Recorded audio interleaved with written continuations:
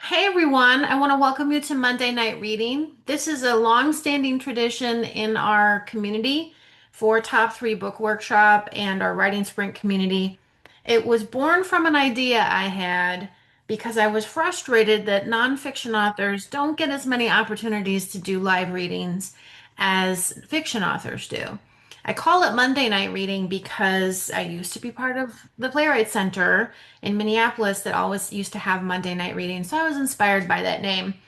But what we're here to do is celebrate Jenn Donahue because it's a tradition in our community that when your book is published, you come back to Monday night reading and share excerpts and talk about your process. And we're so delighted that you have reached this milestone, Jenn. You've been to many Monday night readings. How does it feel to be up for Monday night reading now? This is fantastic. It's one of those things that you see and you just hope maybe one day that'll be me. So now Today it it's is. you. Today it's you. Today's the day you reach the milestone.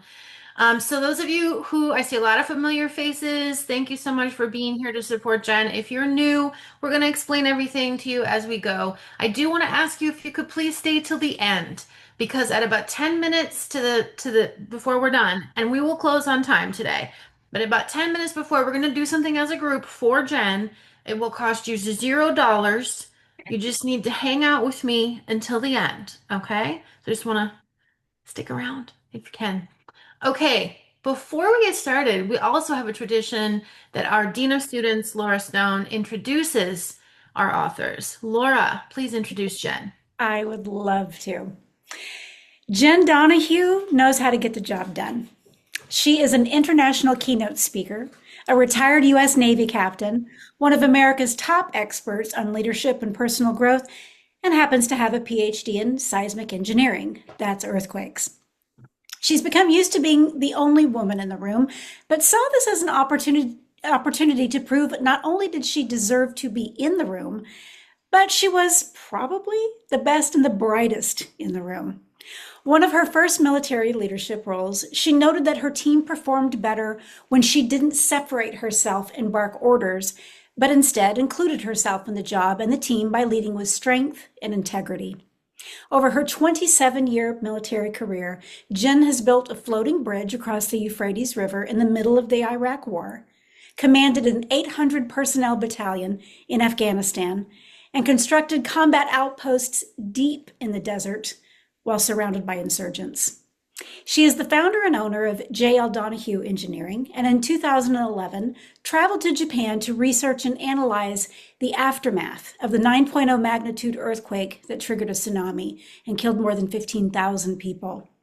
She works on large-scale, high-profile geotechnical earthquake projects in her spare time. Projects such as writing the building code in earthquake-prone Anchorage, Alaska, and offering recommendations for wind turbine farms in Los Angeles and others. And she is now a USA Today best-selling author. She and her husband Sean live in Oregon because that's where the pretty outdoors are. And I'll leave ways for you to stay connected with her in the chat. AJ? We love a Laura bio. Hi, Jen. Hi. I So love that. yeah, what did you want to say? Sorry. I was going to say, I love that. Thank you. Thank you, Laura. It's so good. We do want to celebrate the fact that you are a USA Today best-selling author. I got to ask you about that. I sent you an email about it, but how are you feeling? Whenever the book came out, it was literally like Christmas morning. I was so excited. And whenever I finally got the call on the day that the list was actually released, my assistant who lives in Florida called me at 4 in the morning and was screaming over the phone.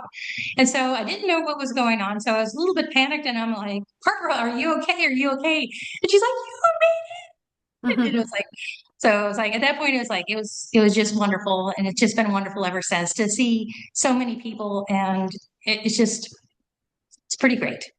I personally want to thank you because thanks to you and a number of other folks, we now have a requirement on the top 3 team that we have to check the list every Wednesday because who knows which one of our authors is going to end up on that list at this point. So that is now part of our required Wednesday activities. Okay, Jen, now you know what I'm about to ask you. I hope you are prepared. I I've only am. asked you this about 3,000 times. This might be the last. This might be the last Monday Good. night reading. Yeah. But you're prepared. I'm ready. Jen, for whom did you write your book? I am writing for those who have people counting on them, who want the confidence to go do what they want, but they're afraid that they're going to put themselves out there and it won't be enough. They may not realize that they're choosing to listen to the lies the voices in their head tell them. Because the voice of your inner critic sounds the same as the voice of basic instincts and are designed to keep you safe, which is why we trust it without question. And you can silence those inner critics when you begin to recognize it and learn to counteract its message. You put all your book fundamentals into one there, didn't you? I Core, put a the little biggest bit, core yes. message, promise, The kind of. promise is that by the end of the book, you'll have the tools to not only recognize those mean little voices, but use your counterpoint to the voices to shut them down and move forward with confidence. I love it. I love it. I love the way you adapt, you adapted your fundamentals to work for you so that it makes sense as you're moving forward. I'm just curious, how was having those fundamentals useful to you as you've been promoting the book? I think a lot of people didn't really understand that, we do have these voices. We do have instincts, we do have intuition. But whenever I start to talk about that mean little voice, a lot of people are like, oh, and they can start to really relate to what's going on. And so I think that's really what's been helping me, get so much traction with so many people because they're like, I have that voice. And it's like, yes, yes, you do. So, Becoming the Warrior is Jen's book if you just joined us. Laura Stone will be put on. Yeah, let's hold it up if you've got it. Do you have it with you? I left mine in New York. I just realized that. Yes, thank you for holding it up. Woohoo, yay. But you can get, but if you, even if you have a copy, I want to just say this. You could really support Jen today if you picked up another copy. So if you don't have a copy, we want you to get a copy. If it fits your budget and you can get another one, we would love that. It gives her a little spike, especially if you buy it on Amazon, and that's helpful to her as she continues to sell her book. If you do buy it, we would love to hear from you. If you can put in the chat, we would love to say thank you to you. So if you would please let us know if you do buy one during this call. Laura will continue to give you ways you can stay connected to Jen, but also to purchase the book. Okay. What's funny? I'm looking at Jackie, and I think she has about 6 books. Great, Jackie. You're good. You're good. But we can always have more. That's what I say. I'm just going to be a maximalist today. Okay, so Jen, I've got a few questions I wanted to ask you, but first I want you to share an excerpt with us. And what we'd like you to do is set up the excerpt. Before you do that, I want to tell everyone here, in case you're new, that we love to give positive feedback to authors. Those of you who have been to this rodeo, you know what to do. Please share in the chat whatever resonates with you, lines that are your especially interesting or cool or touching to you or that you just love. And so please join in if you're new. And then we like to give the chat to the author. It's a really, really special keepsake for her. So now that I've got that little business out of the way, Jen, please set up this excerpt. Okay, so this is coming from the very first chapter, and this is where everything got started. And I'll tell you that I was a little wary about starting with this story, the first thing in the book, because it's whenever I was 16 years old. And so for many of the people that know me and that are on this call, they know me as a military officer and somebody, who is out there and I need to be a leader. But to tell this story for me whenever I was 16, it sort of kind of goes in a different direction than maybe what people think. So that's where we're going to start. I love this story. Go for it, Jen. Okay. And also, you'll have to all give me a little bit of grace. I'm just coming off 4 weeks of having walking pneumonia.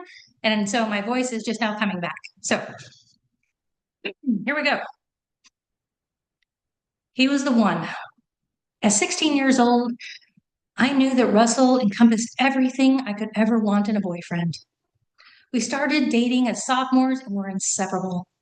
We did our homework together and we rode our bikes around town. Even our parents got along. Between the summer of our junior and senior years, Russell started to lift weights. Since we saw each other every day, I didn't really notice the gradual changes. His baby fat started to drop off, and muscles started to grow. When we went back to school, I was dating the hottest guy in the band. Our senior year was magical. We had most of our classes together, so we spent the evenings working on homework. We took our SATs, sent in our college applications, and went on spring break and started to gear for graduation and prom.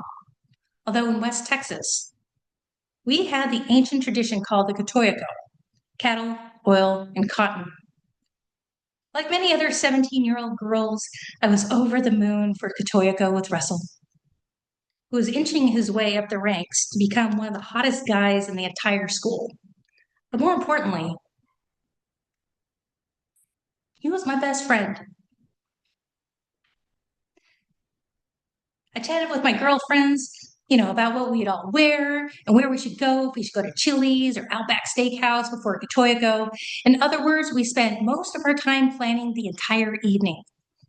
Then in early April, Russell wanted to talk. I was kind of excited about this. What could we talk about? He had already given me his class ring. What did he want to take with our relationship? Did we want to take it up a notch? We were both going to Texas A&M in the fall, but it seemed a little too early to start talking about engagements. I remember sitting on the couch in the living room, filled with anticipation. He wanted to date other people. He thought it was wise to see who else might be out there. If it was meant to be, we would find each other again. He broke up with me. I didn't see it coming. I was devastated. I lost my best friend. I lost my homework partner. I lost one of the hottest guys in the school. I probably would not be going to Katoyako. I moped around all week, just going through the motions. Then the news broke. Russell was going to Katoyako with Angela. Angela! Angela was also in the band, and we had several classes together. My universe shattered. I drove home from school, ran up the stairs to the apartment I shared with my mom, darted to my room, slammed the door, and hurled myself on the bed. I curled up in the fetal position and sobbed. Not the cute sobbing. No, this is the real ugly cry where everything hurts. I was inconsolable. What if he had broken up with me just because he wanted to date Angela? What if the last 2 years had all been a lie? What if he never really loved me at all? What if I'm undateable? What if? What if? What if? The what ifs raged in my head, one after another, until I was completely consumed by my thoughts. I might have been hungry or tired, but there was no room for thoughts like these. All I knew was the cocoon and misery I created. At some point, my mom came home and stood in the doorway, arms crossed, and I wailed my what ifs at her. I said, it was just as I said, it was just my mother and me. She had recently gone through a divorce and had to provide for both of us. My mom.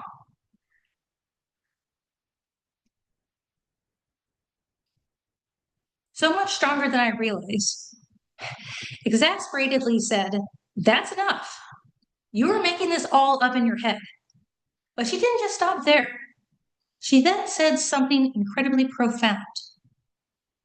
"Are you going to let your head win?" Through the sobbing and the tears and the snot rolling down my face, something clicked. I heard that voice. I heard the voice producing all of those what ifs, as if it were my own voice, but not really mine. Now I'm competitive and had not really learned the grace of losing very well. The thought of this other voice beating me, that I was not in control, turned anguish into anger. How dare these thoughts win? I am the master, not you, mean little voice. I slowly uncurled from the fetal position, sat up, and started to dissect all the what ifs. I really had been making up all these thoughts. The sobbing stopped. Well, it reduced to no more than a whimper, and I just stared at her. She was right. I had let the mean little voice completely take over, rendering me useless.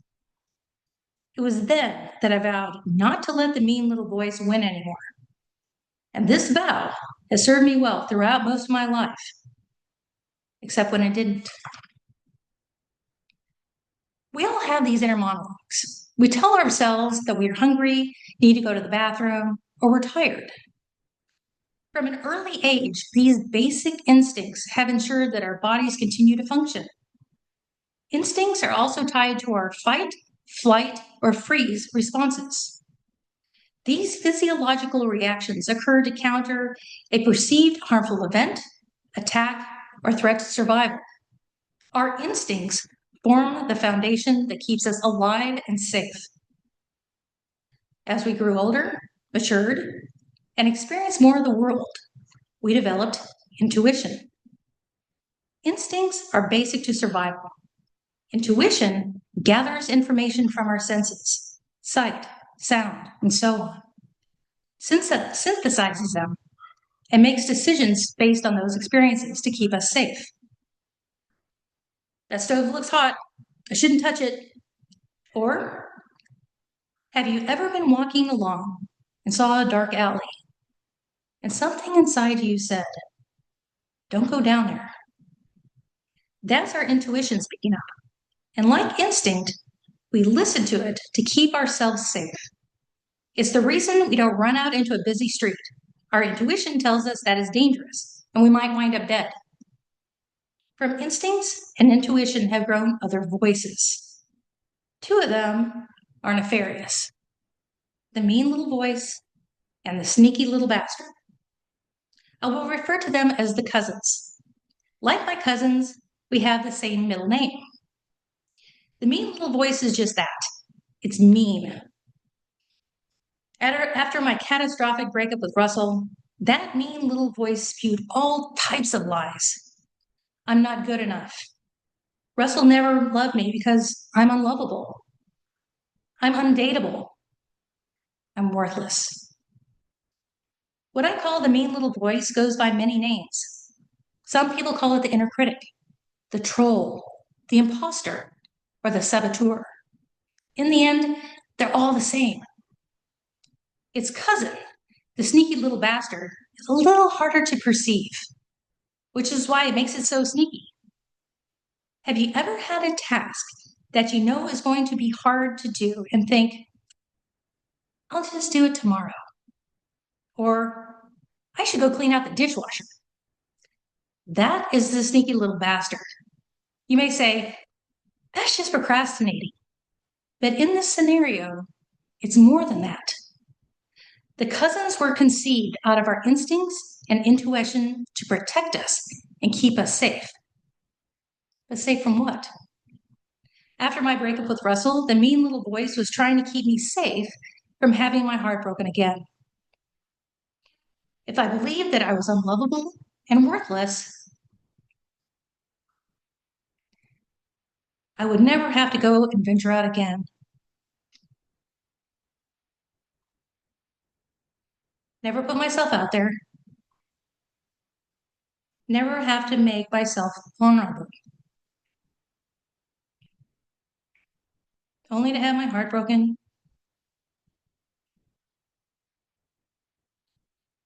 Go through all those awful feelings again. Sorry, whenever I have a cold, I get really emotional. So sorry, everyone. Okay, getting back to it. So let's take imposter syndrome. For example, imposter syndrome is the feeling that you are not worthy, that you aren't good enough, or you're a fraud. The cousins will stop you from trying new things or going for a raise or a promotion because of these doubts. For those with a fear of failure, the cousins protect you from never starting something so that you will never have the experience of a future failure. And the converse is true. If you fear success, they are trying to stop you from trying, and you will never have a chance to succeed. Because the mean little voice and the sneaky little bastard have grown out of our instincts and intuition and have the same fundamental goal of keeping you safe, figuring out which voice is speaking might be difficult. But once you recognize the cousins, it's easier to shut them down. Yay! That's so tight and good. Like it's just so good. The way you just weave everything together so beautifully. Yeah, it's good. Nice break too with the excerpt. Very impressed. Very impressed. I cry all the time when I'm reading. I cry all the time, Jen. It's just I don't know, it just gets you. And even if you've read it a bunch of times, it still gets you. So all right, Jen, I've got a couple questions for you. Do you feel up for questions? I am ready for questions. Okay, so I found it fascinating when you came into workshop, and here you are, retired Navy captain, and we're talking about Russell, and we're also talking about, though, as you know, and as people will learn later, post-retirement challenges. And I guess I just assumed you were going to be drawing so much from your military career that that would be the main point. But actually, although you really took that mean little voice in hand, it was after you retired that you really faced some of your most challenging imposter syndrome moments. So can you speak to that about writing about that post-retirement challenge? Absolutely. For a lot of people, whenever they retire, it's like they lose their identity.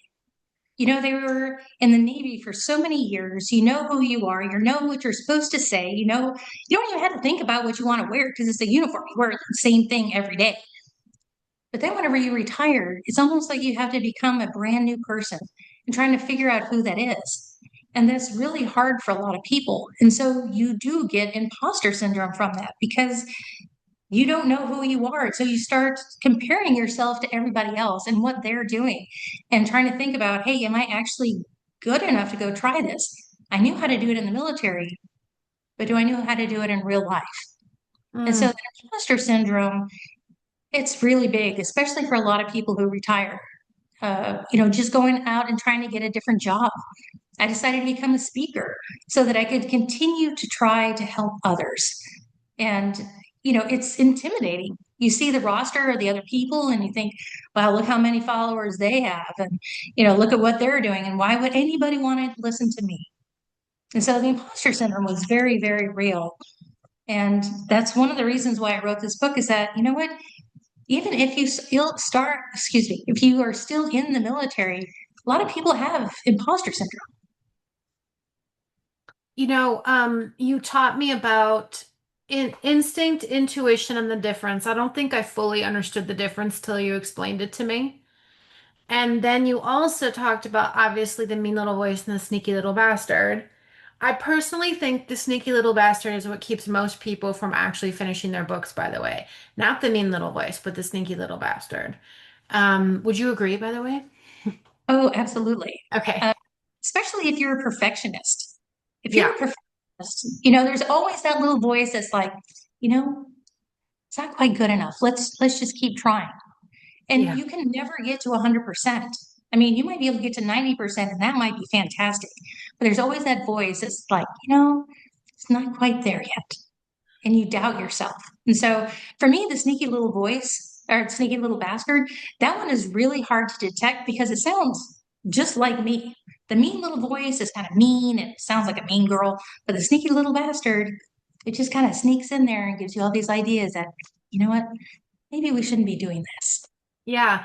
In workshop, we talk about the reasonable shoulder troll. It's always giving you these sort of really, really, like, it makes good sense. That's why this sneaky little bastard's so sneaky, because it aligns with everything that you already would be thinking or that seems rational or reasonable.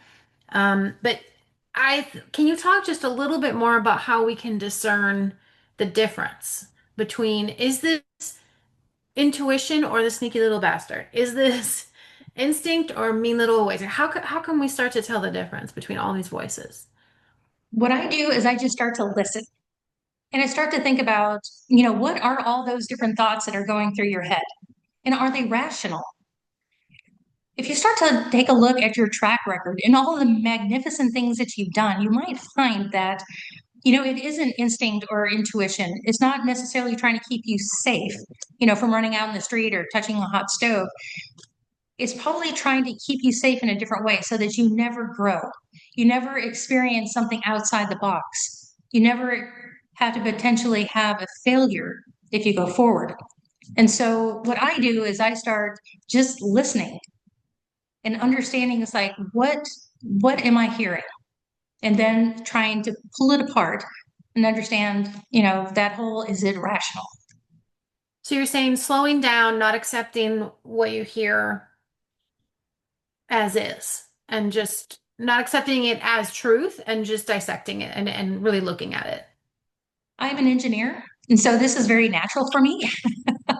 I love to pull things apart and figure out how they're working. And so, yes, I actually do sit down and pull all my thoughts apart.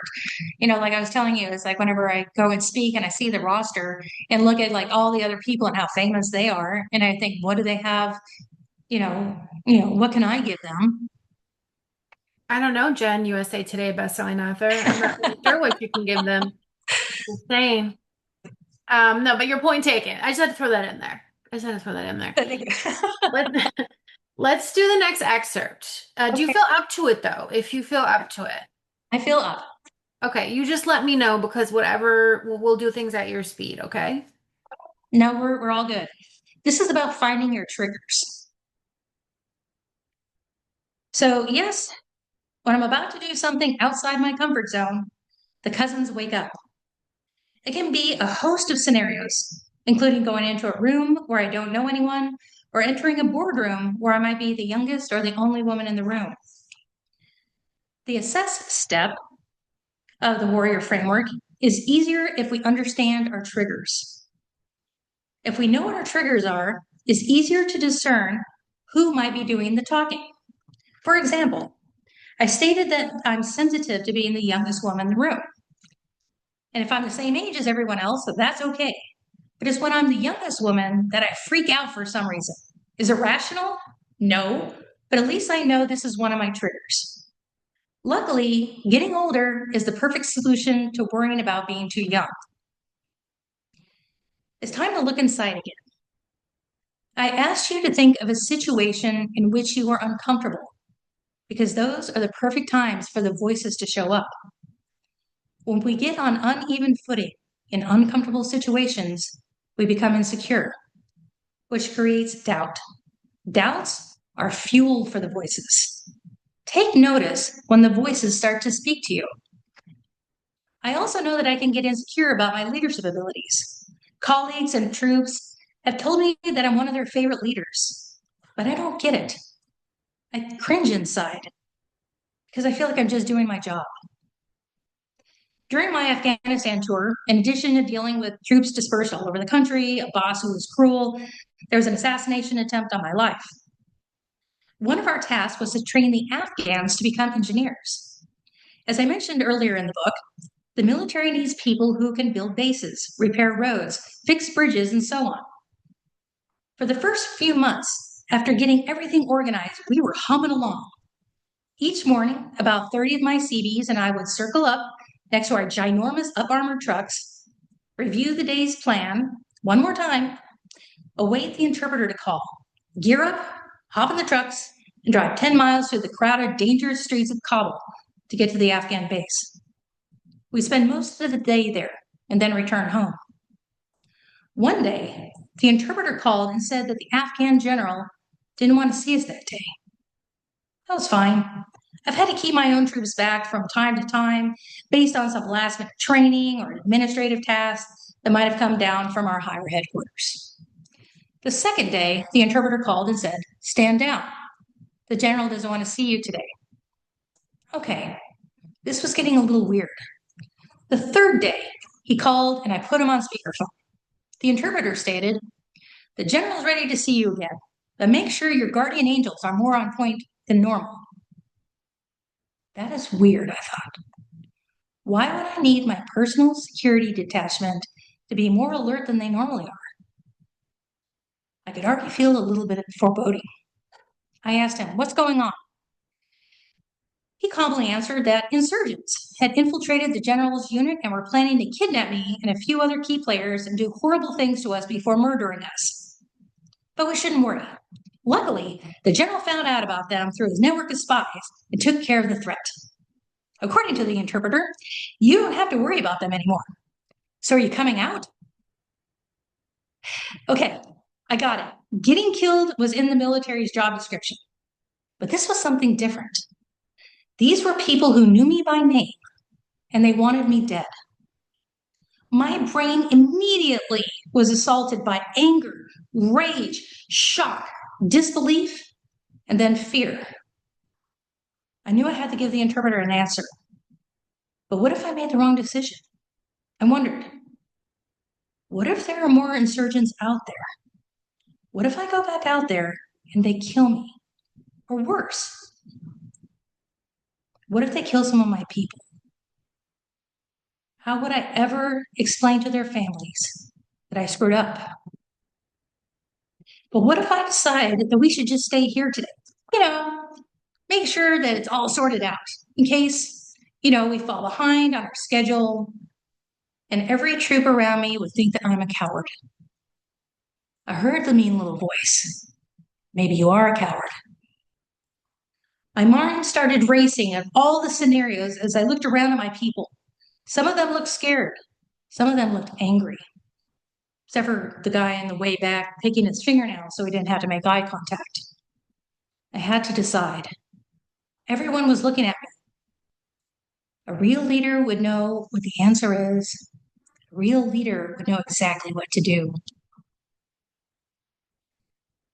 Let's take a step back to realize what an incredibly insane and chaotic situation this is. I might have been killed by insurgents, and the first place that my brain goes to is, I'm not a good leader. I had a life and death decision to make, and I let the mean little voice cloud my judgment, preying on my insecurities regarding my leadership ability. I compared myself to all my counterparts. I bet they would know exactly what to do in this situation and could make a quick decision. Incidentally, none of my counterparts or any other leader I was friends with or in contact with who served in Iraq or Afghanistan had ever been in a situation like this. I let my leadership insecurity open the door for the mean little voice to waltz in, hands in his pockets, and begin to spew his horrible lies. You may say, those voices sound a lot like instinct intuition. And you may be right. There was a terrifying situation for anyone to be in. Parts of my brain were screaming, this isn't safe. What are we doing here? But the Navy, over 19 years, prepared me to make rational decisions based on the information at hand. Instead of executing the proper thought process of sorting through what I knew, what I didn't know, and what I needed to find out, the cousins hijacked my brain in a different direction. The mean little voice was telling me I wasn't a good leader. Its wrestling buddy, the sneaky little bastard, was telling me that today would be a perfect day to stay in and get some mundane paperwork done. The noise in my head was incessant. It was so difficult to pick out the input of the instinct and the intuition and separate them from the cousins. But finally, the accurate questions seemed to register, and I began to assess that it was the mean little voice. It took me a few more seconds to recognize the sneaky little bastard sneering at me from the different direction. We need to understand our insecurities and triggers. They can come in all shapes and sizes, depending on our self-doubts and uncertainties. Do any of these prompts sound familiar? I'm the only X in the room. X is race, gender, or identity, so they won't listen to me. Everyone else has years of experience. I have nothing compared to contribute. I don't think people will still love or like me if I go in this direction. I don't have the right degrees, master's, MBA, and so on. What am I doing? What am I doing? Whatever I'm doing is so uncharacteristic and unconventional that others might not accept me. I'll stop there. This is a great reading because you are everything is tying together so beautifully. The excerpts with the questions and your answers, and then the following excerpt, and I'm loving it. It's going great. Jenn, Yes, You have a four part framework. So that's the way forward. Once we understand how all these voices work, then you have a way that you want us to move forward. Can you just give us a little overview of the four-part framework? absolutely. There's four parts. The first part is to perceive, to assess, to ready, and to act. And actually, this comes from the military, what we do for the rules of engagement. When we have an enemy coming at us, we have to perceive if it's a friend or foe. We do an assessment to understand, what that enemy is and what they can do to us. We talk about readying. If they still come at us, we can like shoot flares, do hand signals, whatever we need to do to get them to back off. And then finally, we need to act. And it's just taking that first step, that first tiny little insignificant step in the direction of the goal that you want to do. I love that. And have you had when you work with people and you do that does that translate out into us mere civilians? I mean, you're trained to do that in the military, but does it work for the rest of us? It does. I really believe in trying to meet people where they are. So that perceived piece is all about just listening, listening to the voices. Is it instinct? Is it intuition? And just understanding the different voices and how they all interact in your head. I think all of us can identify with that. The next part is about assessing, and it's that friend or foe, and it's really starting to pick the pieces apart. What is this voice really trying to do? Is it trying to hold me back? Is it trying to keep me safe so that I might not fail in the future or I might not make a fool of myself? Then that next part is ready. And that's really where the warrior comes in. And it's kind of the exciting part because we have to have a counterpoint to those mean little voices.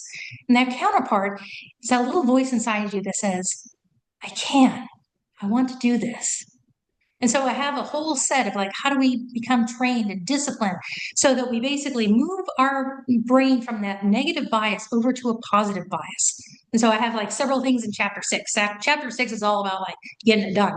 So that's what the ready phase is. And then there's act.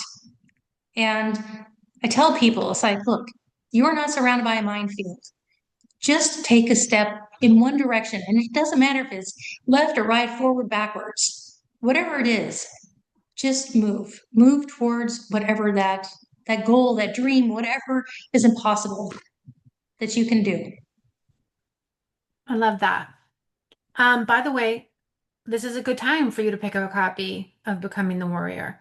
You can get it from any retailer that you like. If you do pick it up, will you please let us know in the chat so we can say thank you? We would appreciate that.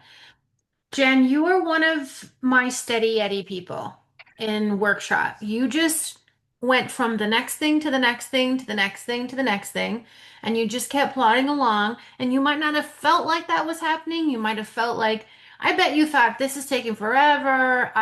I'm keep going backwards. What's happening? But my perspective was, here's Jen, just like this, just like a metronome, just keeping it going. And it's proof in that look where you are. You moved you finished the proposal, you got the deal, you kept up with the whole process, you published on time, followed everything you need to do with marketing, you even got on a national bestseller list. So I'm just a little curious about that. I know you didn't feel that way, but how did you stay the course? Because so many authors fall off course. And I'd actually have no judgment there because there are a lot of very good reasons for that to happen. And we all are fighting the cousins. We're all fighting the cousins. So no judgment there, but how did you hold it together? Is it because you know how to handle the cousins? I think it's because I now understand more about the cousins and how they can derail you so easily. And so, actually, while I was writing the book, I was actually kind of coming up with this myself. I was like, okay, I'm going through this right now. I want to quit. Okay, why am I not going to quit? And so I'd like actually start writing it down. But also, I'm an engineer and I am very methodical and I have milestones and I know what my end goal is. And so I just kept working back and working back. And every time I felt like it's not worth it, I was just like, nope, why is this? Oh, I'm writing a book about this. I might as well just go ahead and read, what I've written so that I can just keep going on. But, probably the last 2 weeks, right before launch, I'll just tell you, for all the authors that are out there, it's like those were probably the hardest weeks that I just felt like I've just done everything I can. I'm just going to give up. And it's like, it doesn't matter anymore. But I kept remembering also what is, true to my heart is that this book is meant to help people. I really believe that I was meant to help as many people on this earth as I can. So if this book is able to just move someone forward just a little bit, that's why I do it. And I just keep reminding myself of that. That's my purpose. I love it. I love that. I love that. I love that. You have one more excerpt. Do you think we can Yes. do it in 9 minutes? I think we can. Okay. This one's pretty short. Okay, let's hear it. So this is all about once we go through the framework and we're really getting it down, like how do we just start to take it to that next level? And so this is called taking it up a notch. Chris never went to college. Instead, he spent his college years touring with a band and providing their music production. He found his niche in the love of technology. After he left the band, Chris went to work for a large healthcare company. But the day in and day out grind soon began to wear on him. He was completely dissatisfied with where he was. But the idea of having to update his resume, go on interviews, well, that was just, ugh, and not something he wanted to do. The alternative was to go out on his own. But the thought of the risk and having to deal with personnel, insurance, taxes, and regulations seemed too much. After all, Chris knew nothing about running a business. One morning, he woke up and something had changed. He couldn't put his finger on it, but he knew deep in his soul what he had to do. He had to go out on his own and start a consultancy. He bought a stack of books covering finance, marketing, sales, contracts, and project management, and ravenously consumed the information. In 2007, he opened his first business. Naturally talented in electronics and technology, he became a serial entrepreneur, creating multiple successful small businesses. Yet, the mean little voice was always whispering in his ear, "You aren't really an entrepreneur. You never went to college." He had a persistent fear that at any moment disaster was going to strike. He was afraid that he would say something wrong or somebody with an MBA would mention a topic that he knew nothing about. When he entered a room with other successful entrepreneurs, he honestly believed that he wasn't worthy enough to be there. He thought that they looked at him like he was a lucky fluke, and he felt like a fraud. He turned to a business coach who asked him if he had ever heard of imposter syndrome. When he heard this, all he could say was, "Oh my goodness." Immediately, a weight was lifted off his shoulders. These feelings he experienced had a scientific name and were being studied by psychologists. An incredible amount of the population experiences these same feelings. He was not alone. Chris mentally started shifting through all the ideas and realized that they were made up in his head. He named his mean little voice the imposter. Once he could identify the imposter, he was able to start to separate the truth from the lies. When he started talking to colleagues about it, they would respond the same way. "Oh my gosh, I thought that was just me."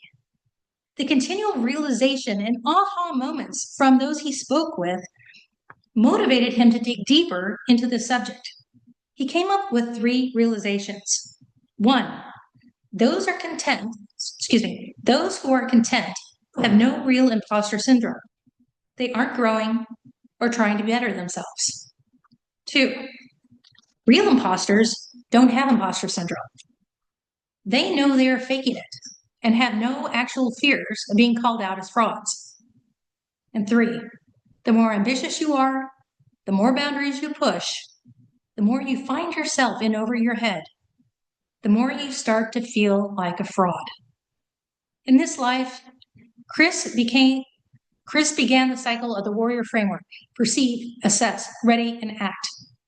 He has become extremely aware of the imposter when the voice creeps in, telling him, "Oh, you're at risk," or "You're going to embarrass yourself."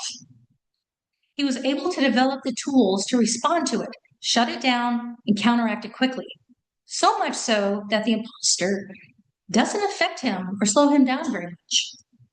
But Chris went a step further. As he was cataloging all the times he heard the voices, he made the startling realization that it was during times of growth. Now, when he hears the voice, he gets a little excited and giddy. Oh, there's a possibility here. I might be onto something great. I realize that this might feel a little next level stuff, but you are at the point in the process where you should no longer resent the mean little voice and the sneaky little bastard. We have the tools and the framework to quickly separate their message from the basic instincts and intuition that can assess whether they are rational or not. You know your strengths, and you can shut the cousins down. Like Chris, you might find that when you start to hear the cousins, it may mean that you are on the brink of something great. You may also begin to get excited and giddy. I want you to also realize that in this moment, right now, you are at a remarkable position. You are stretching, growing, and working outside your comfort zone. You have never done what you are planning to do, which means that you are already in a new place in your life. That's exciting. Embrace your new setting and keep going. The only direction to go in is towards the attainment of that goal. With continued practice, you can look at new and upcoming obstacles and not flinch. You are ready to move forward with confidence. Stare adversity in the eye and say, not today. Amazing. Excellent excerpt choices. 10 out of 10.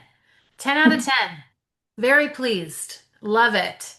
On that note, I have two final questions, and then everyone stay because we're doing something for Jen. Okay, don't go. Jen, what's been something that's been surprising about your author journey, aside from the sneaky little bastard?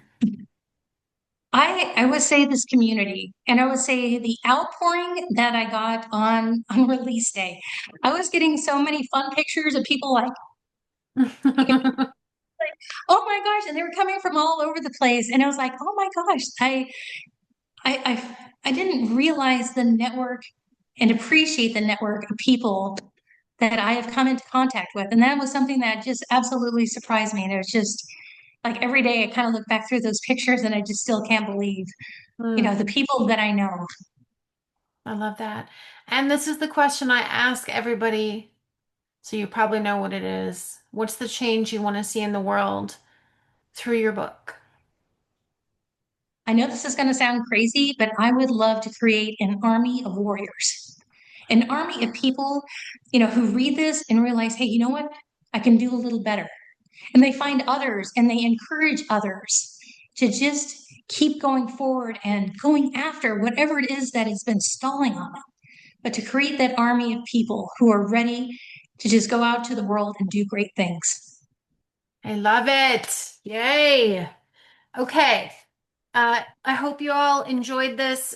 Well, I'm going to give you very simple instructions in just 1 second. Jen, we couldn't be more proud of you. We're we're just thrilled for you, and you are a model student, let me tell you. Steady Eddie. And are you coming for book two? Is book two already going around in your brain? No? No, not yet. No, let's just Okay. get this. She didn't say no. Let's She just didn't like say get no. through this a little bit. She said not yet. Said not yet. That's okay. We'll still be here, as you know.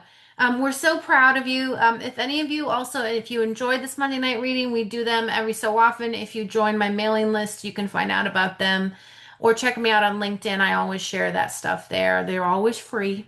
Jen, you rest that voice. You have to speak tomorrow. I appreciate that you would come and give such a killer reading. Oh my gosh.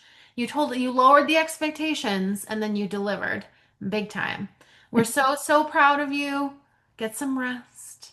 We'll see you soon. Thanks everyone for showing up for Jen. Have a good night.